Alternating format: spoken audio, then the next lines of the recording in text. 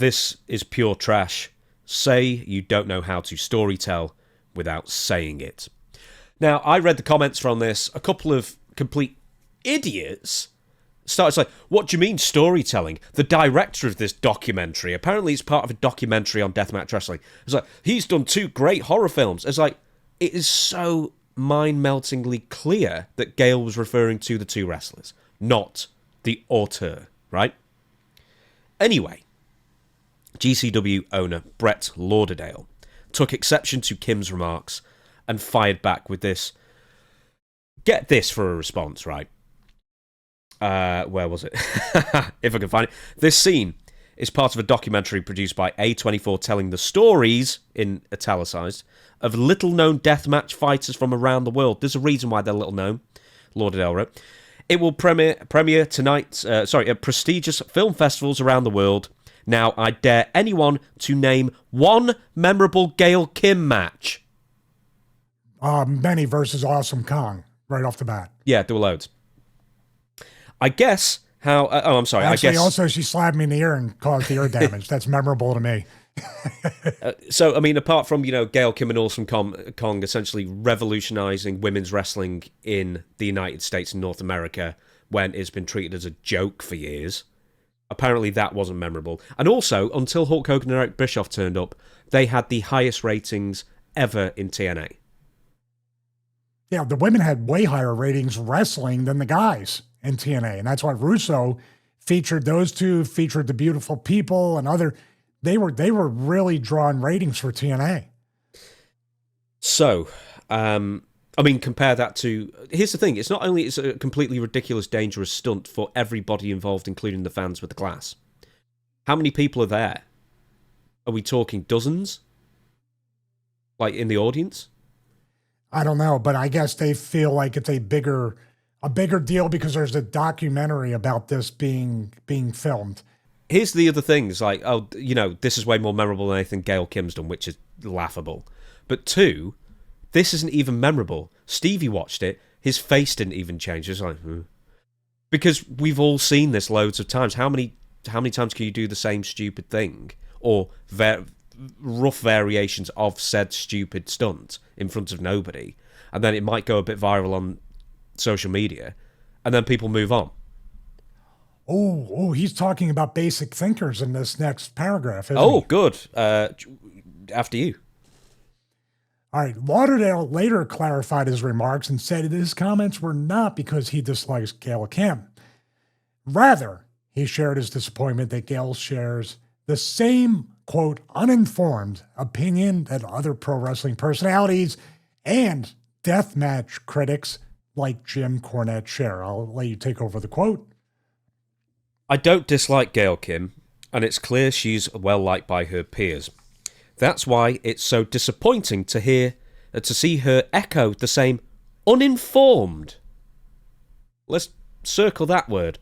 Tell a story, hot dog handshake, BS about death matches as old losers like Al Snow, Jim Cornette, and Dutch Mantel. She's better than that, them. Ooh, where do we fit? Honestly, I won't say what I'm going to say, but I'll tell you afterwards. Am I an old loser? I want to know. Oh, you could be. Oh, yeah, I'm going to know. I'm going to know. It's like calling. And by the way, I would have drawn. I'm telling you right now, I would have been so much better during my wrestling career and drawn money and made more memorable moments if Al Snow, Jim Cornette, and Dutch Mantel were looking at me favorably and wanted to draw money. They would have booked me properly. Do you understand what I mean? These are people that have booked wrestling, that have booked storylines, been involved, made the moments. They're 3 of the most informed people you ever find in the wrestling business. Not uninformed. Can you conceive of the brain so dehydrated and small and decimal point IQ to actually say uninformed of Al, Jim, Dutch, and Gail as well? Who was working backstage at TNA as an agent for quite a bit, correct? And it's like, how butthurt can you get over the most sane of criticisms that this is stupid and not memorable and a waste of time. And just because someone's documenting it, I saw a documentary about people who eat cars. Does that make it high art? No. Eat what? Eat cars. Or Vehicles. here's another one. Marry cars. I saw a documentary on that. Just because... If you've ever heard of Louis Theroux's Weird Weekends, they were all documentaries. Doesn't make them more memorable, these wackos and nut jobs and sad sacks wanting to be... He did one on wrestling, in fact. On deathmatch people, in fact. It is very, very reasonable to look at that and think, that's stupid. Doesn't make you uninformed. What is there to inform? What are we missing, Stevie, is what I'm saying.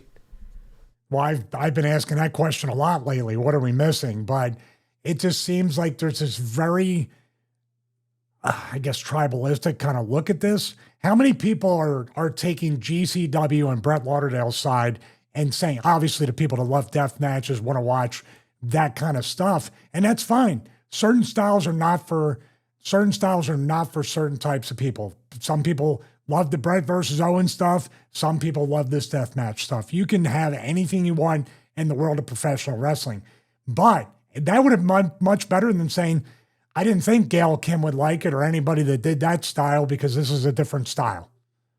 Everybody, both sides can be right and both sides can be made to look wrong in any kind of way with their tribe, with their particular people that will defend them to, pun intended, the death. I'm just looking at this like... It's the condescending attitude. That's the thing. It's the condescending attitude. No, it's gaslighting. It's more gaslighting. That's what it is. You're uninformed. And calling an ad hominem attack on three guys that have done way more positive things than anything close to negative in this business. Sometimes we lose sight of that, especially with Cornette. Or Dutch is old. Yeah, Dutch is old, but guess what? He's still doing a show with you. He still has the eye and the mind to be able to look at everything for what it is. He's still a booker at any advanced age, correct? Mm-hmm. Cornette's still a booker at his. Al Snow runs OVW and runs it like a business. I've never heard OVW popping up from time to time with the same kinds of stories.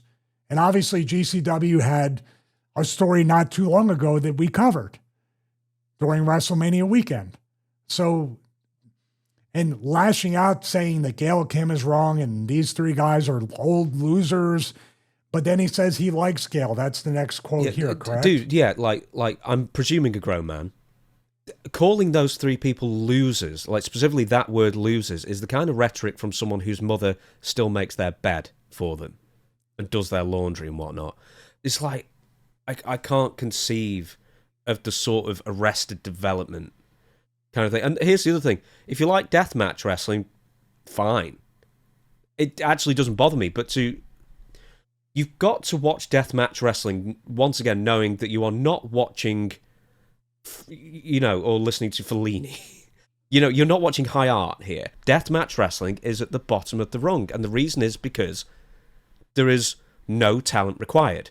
You've got to have balls to do it. I mean, to jump from a great height or whatever, or you've got to be a complete idiot. But that's it. There is no talent required. Whereas if you're someone in the WWE, a Randy Orton, or a Will Ospreay, or a Bryan Danielson, or a Kenny Omega, or a John Cena, or a Brock Lesnar, or anyone, or a Kyle Fletcher, whoever it is, they all have levels of talent that far eclipses the best deathmatch wrestler. Do you know what I mean? I think the operative word besides talent is skill. Yeah. Having skill. And you can do this all. I watched this clip, and I didn't even see it. You told me not to even look at it, not to click on the link. That was all done live. And I looked at it, and I was just like, okay. Now, what do you think fans are thinking? Fans might go out and see it, but I couldn't even tell you who it was. Maybe one of them was Matt Cardona. I don't know. I hope it wasn't, but he's been a part of some of that stuff at GCW. I don't want to see him get hurt. He's a great worker. But it's just, when you start, with Gail, it's whatever. The uninformed thing is kind of touchy and like, why would you say that? The outward, stray bullets that are being shot at some. Did they comment on this?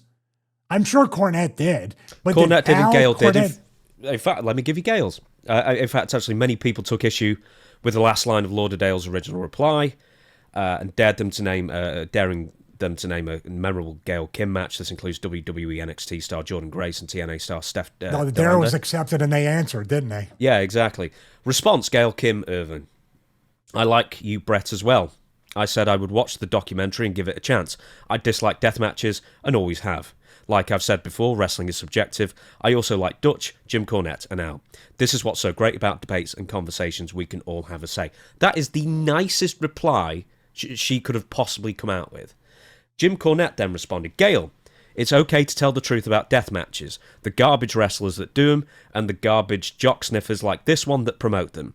You showed more talent in the ring in 15 minutes than any of these cretins in their lives. Don't watch. The smell of trash isn't subjective. Well, Jim, tell us how you really feel. You can always count on that. You can go, I'm surprised. I'm really, is this Jim? I don't see one F-bomb in this. So, but you know what Jim did? He literally probably calmly wrote it. He probably knew if I F this, F that, they're going to lose the point. This drives the point home in just a very short paragraph. Right there. So what is Dutch? Has Dutch or Al commented about this? No, I would have asked him, but I didn't see it yesterday. Or we'd already recorded by the time it was out. I don't know why you hit them. I don't know why you hit them with a stray. I mean, Cornette's one thing because he's the antithesis, but it's still because they're terminally online. That's what these people are. They're terminally online. Yeah, but you're quote talking online through tweets or on social media directly with Gail, and it seems to be an exchange in a way. Thank God. I mean, she ignored it, but didn't ignore it by saying, "I also like Dutch, Jim, and Al." It's ridiculous that those are the three guys you're going to just outwardly just kind of like, there must have been something in the past where Brett had that in his back pocket that the three of them at some point had commented maybe about the Sabu stuff, maybe about, Matt Cardona with light tubes and all this other stuff. It could have been one or all of those things. And he kept that in his brain to kind of hit them because it seems a little misplaced if they hadn't commented on that previous. And I'm not aware, I'm not on social media. Maybe they said something about it. Rightfully so. I think, would it be fair to wrap up this thought with, if you like deathmatch wrestling, great. But if you try and gaslight people into saying, one, that it's art, or two, that it isn't what it is, and basically a shortcut for people who aren't talented enough to do wrestling properly. If you like it, fine, but don't try and dress it up as something that's not, and don't try and make people try and belittle people for not understanding it. What's not to understand? It's right there. Yeah, I've been pretty informed at this point in my life, and after my 30 plus years of wrestling, and with the people, here's what they come out with. You were in ECW. Yes, I was. Did you see what I wore? Did you see some of the segments I was in? Sure. When it came time to be locked in a cage with Terry Gordy and get bloodied, when I had to be in a cage with Luna Vachon, at the culmination of months and months and months against the Pitbulls, we have a violent double dog collar match. 3. The three-way dance. I'm in there with Funk and Sandman. Of course they're going to throw me on trash cans and ladders. That's their thing. I'm in their world. I'm just surviving in that. Or as a heel, he's finally going to get his, and after opening his mouth and running for weeks and months, he's trapped in the cage. Where's the story on this? Now, what's the next thing? Well, there were 6 cars piled up. We got a pile of 20 now. Like, where do you go from here? I'm sure Cornette said that. I'm sure Gail thought that. I'm sure Dutch and Al will say that. Okay, great. How much higher? How many more light tubes? How much more barbed wire? And this is even not even the company. The CZW is the one that has like the king of the deathmatch tournament, right? Mm-hmm.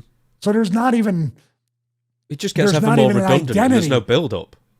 There's no identity to this. Like, why did it happen? What was the storyline? Do I have to enjoy the show? Do I have to enjoy the documentary? I'm asking real questions. If I'm an old loser too, you know what I want? I want to start a life match tournament where everybody comes out healthier afterwards. How's that? Aha.